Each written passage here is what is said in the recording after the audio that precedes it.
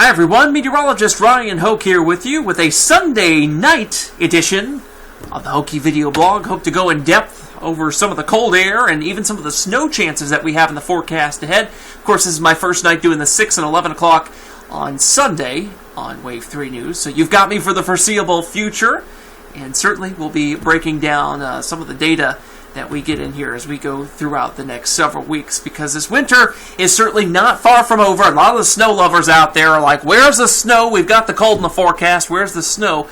The pattern isn't just right at the moment to be producing a lot of snow, because a lot of the energy is going to be suppressed to the south, or the clipper energy is going to be to the north. We'll explain that in just a second. There are some snow chances, though, one that I've just put on the 7-day as well. You'll see that here in just a second.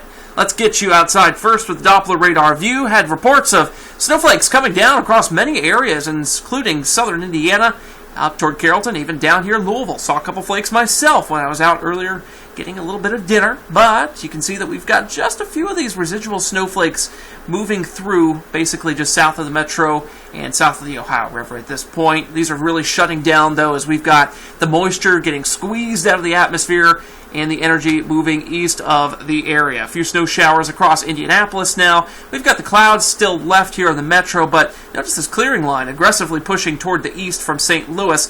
I do think the clouds will begin to break up tonight, so that'll help temperatures efficiently cool as we go throughout the overnight hours. Speaking of cooling temperatures, we've got another plunge of cold air moving in. So we had the front that moved through this morning, and that was really a wind shift. It took us from the southerly winds to the westerly winds.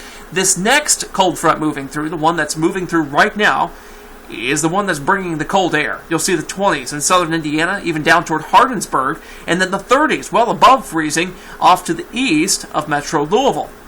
This is that second push of cold air, and it's going to be charging on through as we go throughout the next several hours. Look what's going on to our west. 20 in St. Louis, 9 in Kansas City. Holy smokes, it's 5 degrees in Des Moines. That's that cold air mass moving in. But you've probably heard about it by now. Even colder temperatures than what they've got in Kansas City, Chicago, Des Moines may be heading our way later this week. Oh boy, that's quite a tease, isn't it? Alright, as we go throughout tonight, though, may see another flurry or two, 24 by 12 a.m. This model is going down to about 22 degrees for an overnight low tonight. I think we'll actually get down to 18. I don't think it's clearly looking for the clearing, I should say, that we're going to have during the overnight hours into early Monday morning, and that's going to help us cool another 3-4 degrees here in the city. Here's how it works out on Futurecast. Those clouds begin to break up toward the morning. Temperatures outside the city, certainly in the teens. It is picking up on that, but it's just not taking it really here into the city like I think will be the case. As we go throughout 8:30, though, certainly mid-teens possible in Seymour by that time. Probably anywhere outside the city and north of the river would be seeing that. The clouds increase, though. Monday at 8 o'clock, you'll notice we're still down into the 20s, but is that a little bit of snow off the top left of your screen? Why, yes, it is. Let's explain that thing. Alright, so what we've got going on is this clipper system. You've probably heard about that by now, too. Moving through portions of central Indiana into portions of central Ohio. Now, this is the RPM model, and you're probably looking at this with a concerned eye going, well, it takes the snow all the way down to pretty much Louisville. That's just this model, folks. The rest of the models aren't quite as aggressive, let's say, on that. It's keeping pretty much the snowfall around the I-70 corridor, keeping us free from that.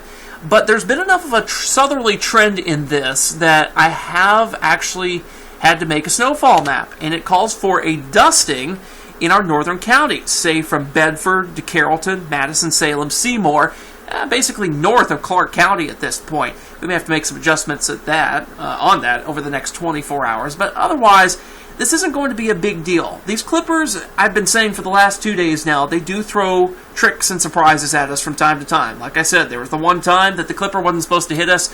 Woke up one morning in high school and we had snow on the ground. School was canceled because it changed trajectory. Now these clippers, they all have kind of a turning point where they all kind of maneuver themselves down to the southernmost extent of where they're going to go, and then they start turning north. And that's crucial. The RPM model, all it's doing is making that tipping point down toward Louisville instead of just south of Indianapolis. And that's why it's bringing more snow here. I'm not going to show you that data because I don't think it's, or the snowfall accumulation data from the RPM, because I just don't think it's correct. The rest of the model is pretty much at this point indicating this dusting you're seeing here, the Euro, the GFS on board with that. So, we'll keep watching this, but I don't think it's going to be a big deal for the roadways on Tuesday morning. A few rural areas may have a few minor issues, but all in all, this is not going to be a big event. The bigger event, though, of course, is the cold. You've heard about it by now. My goodness, this powerful Canadian high pressure coming in has had many eyes turned toward it, and the latest data is just not good. I've had to lower our temperature forecasts again. I've been trying to be a little conservative with this because there are factors working against us for having temperatures down from 0 to maybe 5 degrees on Thursday morning. Two factors here. One would be the winds. The second would have to be the lack of a snow cover. Here's how we're making up for both of those. Let's start with the winds. It looks like the winds are going to be slackening up just in time for maximum cooling Thursday morning. So I have lowered us down into the city to 3 degrees. That's down from the 5 that I did have this morning in the forecast, because I think the winds will be calm enough. There will be strong winds, though, as we go throughout your Wednesday night, and that could definitely take wind chills down to 15 below 0. Man. And that's not even with temperatures in the single digits then. That's just the pure wind and the cold air and the teens doing that at that point. But, of course, the winds calm by Thursday morning. The second thing, the lack of a snow cover. We won't have a snow cover here. And it's pretty rare to get temperatures in the single digits near 0 without a snow cover here in Metro Louisville. That snow has a higher albedo. It really gets rid of that long wave energy that's stored near the ground level, and that's how we're able to cool so efficiently, especially during the daytime, too, because it reflects that sunlight basically right back into space. But we'll have a snow cover just north of us. It's that clipper system coming through, spread the snow along I-70. So this air mass will be flowing over that decent snow cover across the Midwest down into central Indiana. So that will keep it from modifying, from warming up as it moves southward. And that's why I think we've got a shot at 0 to 5 degrees. This is a good time to check your furnace, check your car, make sure those are working, and make sure you've got the right equipment and the right clothing to stay outdoors if you absolutely have to as we go throughout this time frame. Highs are only going to be in the teens Wednesday and Thursday, but Thursday morning is especially problematic because a lot of kids will be going to the bus stops. Be very careful. Make sure that they are bundled up correctly.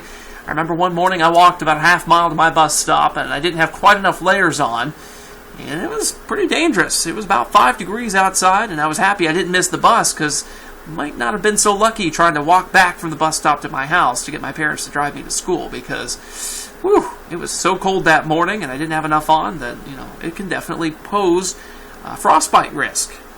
It's something you don't want to mess with. It's no fun. It's certainly not good for your health. Our 7-day breakdown, though, shows you where we do have that temperature at 3 degrees for Thursday morning. After a few snow showers as we go throughout your Tuesday morning, 17 and 19 for highs respectively Wednesday and Thursday. Something that's catching your eye at this point is probably Sunday.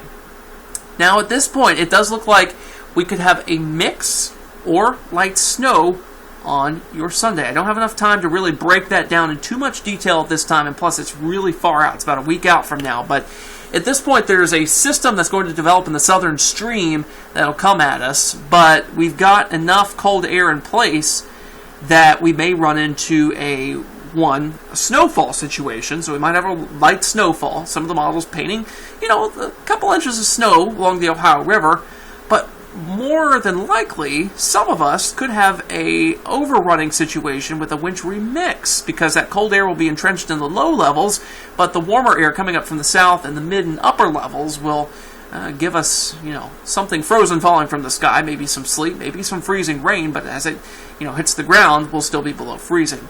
This is something we're watching at this point. Don't want to get too carried away with it because it is so far away. I will say the GFS has been flip-flopping on it, taking it off the model, putting it back on. Euro's been more consistent. Canadian's been more consistent, so that's why I put it on the 7-day breakdown. It's 30% chance for right now. We'll keep you updated on that, though,